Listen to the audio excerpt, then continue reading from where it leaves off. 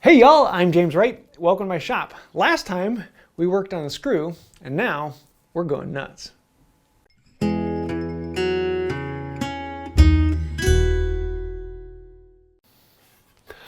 So on the last video, I had a whole pile of questions about why did I do the screw first rather than making the nut first? Or can I show a video of just making the nut? Well, the problem is, without a tap, you really can't make a nut. Unless you have threads to match it to. So you have to make the bolt before you make the nut. And then once you have the nut, you can make the thread cutting box that will allow you to then make bolts. And so it's kind of like the chicken before the egg, but you have to make the bolt to make the nut, to make the thread cutting box if you don't have a tap. This wood is nuts wood. Not because it comes from a nut tree, but because it's just nuts. To make this nut, we're actually going to make it in two halves. A lot of people would think you would want to drill the hole first and then cut it in half, but then that actually makes your hole a little bit smaller. So it's actually more efficient and a little better to cut two pieces and clamp them together, drill the hole through them, and that way you know your hole is exactly the way it needs to be. So I'm cutting these down to about 6 inches long. They're about 1.5 inches thick, about 2.5 inches wide. So my nut will end up being about 5 inches by 6 inches. And for a leg vise screw nut, you want it to be a little bit long so it can follow the leg. But depending upon the size of your leg will depend upon the size of the nut you want. We're going to joint up the edges together to make sure we get a nice, good, clean glue joint from one to the other so that they fit together beautifully, because we do want this to have a nice, clean surface. And then we're going to mark the center of each nut so that I know this is where I want the hole to go. Clamp them in the vise and put a lot of pressure down on them. We don't want the lead screw in the bit to spread these apart. We want it to be a nice, clean surface. Now I'm going to be using a hole saw for this because on this one I'm going to be drilling it at 1.75 inches. My dowel is actually 2 inches in diameter, but the threads, the inside diameter, is a little bit smaller than 1.75 inches. So this one ended up being a little bit loose, but the one I'll do a little later I do with a slightly smaller hole, so it gets a little bit tighter. So yes, you can use a hole saw to drill through it. I've used a hole saw to drill through 1/4 inch brass with a 3-inch hole, and it goes slowly, but it can be done. So now we can put the bolt in place and mark off where the tops of each of the threads are at, and make sure that the spacing is even, and then make sure that it's the same from one side to the other. And I had 3 threads per inch, I think was what it was. So we're going to then transfer these marks from one half of the block to the other half of the block, clamp it together, and then draw that line across. And that way you can make sure your threads match. I'm using a small piece of tape measure to then transfer the line. Make sure you're going in the right direction because it's very easy to rotate it the other direction and then have your threads a left-hand nut on a right-hand screw, and that doesn't work very well. Then we're going to come in with a simple V-tool. And this is actually fairly straightforward. If I had a bent neck V-tool, I'd probably use it, but you can do it with just a straight one. It makes it a little more difficult at the bottom of the gullet. You want to be careful at the top of the gullet because you're going cross-grain, and it's very easy to put too much pressure into it and slip and jab into things. But then as you come to the bottom, you actually don't want to go all the way across. You want to just go to the middle, and that will allow you to match. That way you're not going across the grain or against the grain. Now, some of these will have the starting thread, and you'll actually need to come in with a bevel down chisel, a regular bench chisel, to clean out the starting thread because it's only 1/2 of the thread. But then once you come in from one side, you can turn it around and come in from the other side and meet down in the bottom. It'll always be a little bit fuzzy, but we can clean that up with a file, or actually it'll just clean itself up as the screw thread's in there.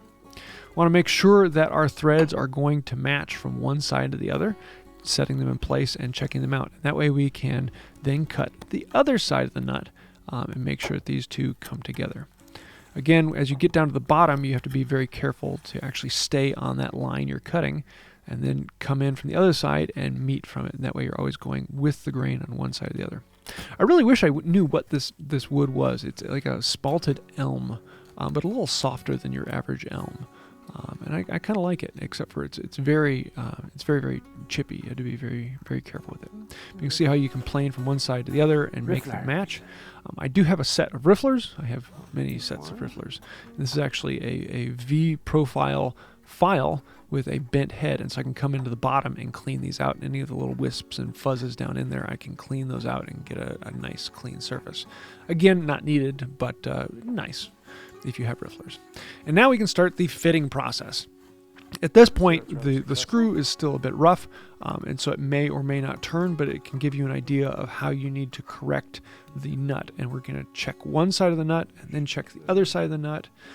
And then we can start putting the two nuts together to make sure, but we're going to make adjustments until it's right about where we want it to be. Now, the bolt at this point shouldn't be exact, and so it should be a little bit loose. Or it should be a little bit tight. So when you put the two together, in this case, this hole was a bit too large, and so I ended up with a fairly loose nut on this one. The other one's a little bit tighter and a little bit better. But you'll be able to turn it in a little ways, and then it kind of jams up and gets tight. But what it's going to start doing is rubbing the nut onto the bolt, and you'll get these almost shiny spots between them where you'll see some more. We'll be hitting that in a moment. But once we know that the nut is where we want it to be, we can clamp it together and let it set up. If any glue squeezes out between the two, that's not a problem because we have this perfect device designed to go through and clean out any of the glue. It's called the screw. But yeah, we can clamp it together, and then I run the screw through the hole to make sure all of the glue squeeze out isn't going to cause a problem, because any of the glue squeeze out inside is a bit tight. And through the magic of cooking shows, we can let that one set and bring out the other one. This one is done out of red oak, a couple scraps I had lying around. And this one, I cut the threads a little bit off from each other. And so rather than lining up the blocks and making the threads bad, I actually twisted the blocks a little bit to make the threads exactly where I want. That meant I had to plane the surface off and clean them up. But here you can see some of the spots where it has been rubbing on the screw, and it's a little shinier than others. And that's the spot where the thread on the bolt needs to be adjusted.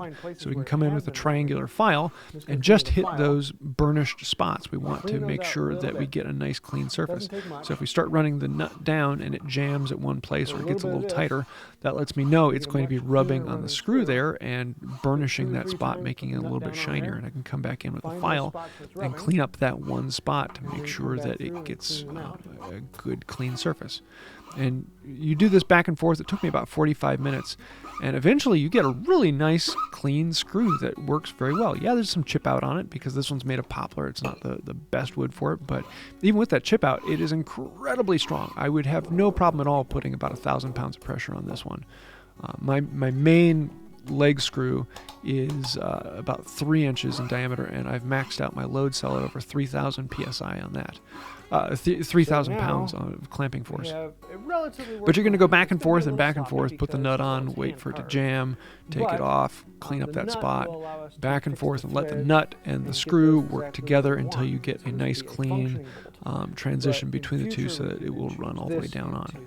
It takes a bit of time and a bit of effort, but that's the reason why people end up making a screw box, is because if you're making one, it's okay, but if you're making a whole bunch of them, it's a bit of a pain.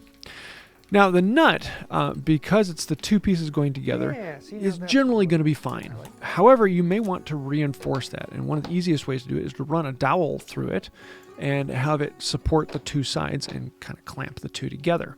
So I can use a 3/8 dowel to run it through. Putting the ring on the screw allows me to run level through this. The eagle eyes among you may have noticed a mistake I made, which I'll talk about here in a moment. But as long as the bit is level and the block is level, I can drill straight through and make sure that they match from one side to the other. Turn it around, drill from the other side, and make the holes meet in the middle. And you get a nice clean hole that you can drive a dowel down through. And for this, we are going to epoxy these in place. So I put some tape on the bench and then put out a little bit of 5-minute epoxy. I could probably use something stronger, but I had to get this done for the video, so we used a 5-minute. I normally use a high-performance total boat and just let it sit overnight and be fine. But in this case, the 5-minute will work fine. So we can apply it liberally to the dowel and then drive it down in. Do this on both sides and have a securing, strengthening dowel. But it was somewhere around this point where I was looking at it and thinking, the dowel is end grain and the block is end grain. Oops. I ran the wrong direction. I should have had the dowels going the other way. So I'm actually supporting it rather than just running with it. So that meant, I had to re-drill it. So I'm going to be using the same method again to go across the grain all the way from one side to the other. Unfortunately, I ran out of 3/8 dowel. So one of these was 1/2 inch and one of them was 3/8. Oh well. You live and you learn and you still make mistakes, but that's part of life. A lot of fun. So we'll epoxy these dowels back in place and then let it set up and clean it up.